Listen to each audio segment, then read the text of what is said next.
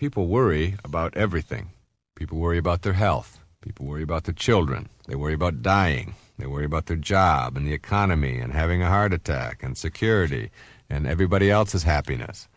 And am I doing the right thing? And the prices and whether the economy is going to collapse, and accidents, and what if I have one, and what do other people think about me, and my weight, and my money, and my car breaking down, and my bills, and my parents maybe getting sick, or getting into heaven, or what if there's no God, or the weather, or getting old, or flying, or talking in front of groups, or going into the city. And even the most neurotic of all is worrying about having nothing to worry about, which I've had people do. I don't have anything to worry about, but then that's what worries me, because I just know that when I don't have anything to worry about, then something's going to go bad, and there they go off again. Now, here's the greatest piece of advice that any human being could ever receive. I know that sounds a little bit on the conceited side, but it is the most important advice that you could ever get about worry. Listen carefully. If you don't have control, you relax and you flow and you let it go. You just let it go. Worrying about something you have no control over makes absolutely no sense.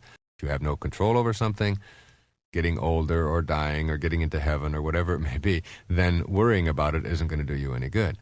And if you do have control over it, then take control.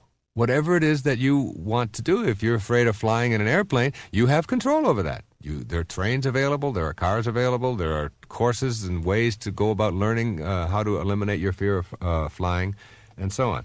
So you can either do something about it, or you can choose not to do something about it. And either way, it isn't going to make any difference in your life if you choose to worry. It just doesn't help anything.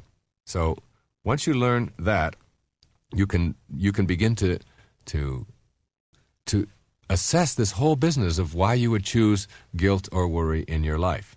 And again, you look back over and over and over again at it, and you dissect it, and you tear it all apart, and you go to your analyst, and you spend 1,000 years in therapy, and you find out that everything that you experience in your life, you experience in the present moment, the working unit of your life, and you experience it in the now for a reason. If you choose guilt, or if you choose worry, you cannot be active and creative and fulfilled and changing and doing all kinds of good and exciting things for yourself in your life now if you are occupying your now with worry and guilt.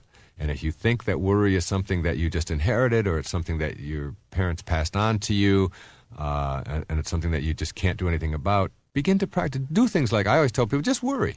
Just sit there. I used to tell my patients over and over again, just sit there and worry. Show me what you're doing when you're worrying. And you begin to see how silly it is. It's just a mental exercise that is all caught up in this silliness. And all the things that you ever worry about. There's a wonderful old saying that says, I'm an old man and I've had many troubles, most of which have never happened.